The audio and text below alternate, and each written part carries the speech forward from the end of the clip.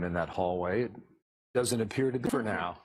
We don't ever want to miss anything, though. What do you make of the fact that former President Obama, though, just a short time ago was with German Chancellor Angela Merkel? You know, a lot of people say, hey, he was in Italy, he's in Germany now.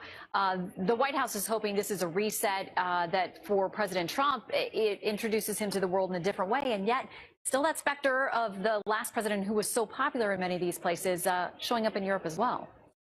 Yeah, and there's a lot of backslapping and laughing pictures, and he is the former leader that the Europeans liked. They liked being around him. They thought they were aligned with him more, perhaps, in a European sense. But President Trump is the one who obviously has the power, and obviously is the one who is going to be controlling this meeting, because the U.S. has the biggest say in NATO.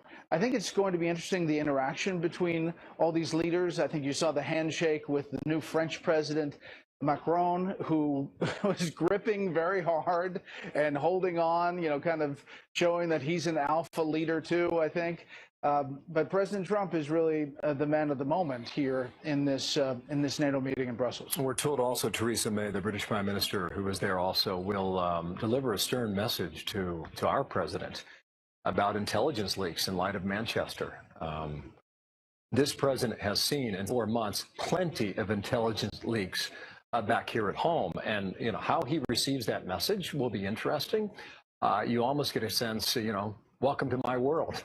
I'm dealing with this too.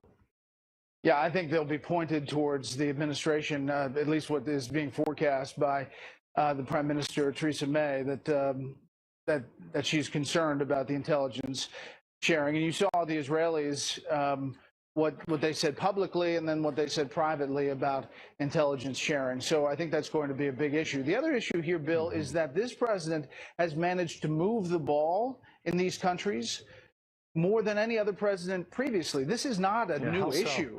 This is not a new issue about having countries pay their fair share in NATO. The biggest proponent of that was Defense Secretary Robert Gates, who was Defense Secretary, obviously, for President Obama and President Bush.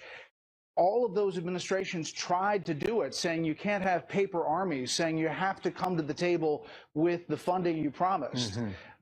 This is the only president in early days who's actually managed to move the needle, and these countries are changing their dynamic. Well, I mean, they've got an agreement to pay 2% of GDP toward the military defense. 5 of 28 members meet that. The United States, clearly. I think off the top of my head, it's Estonia, and it might be Poland, and it is the UK as well. That's right. And obviously the U.S. is paying 4%.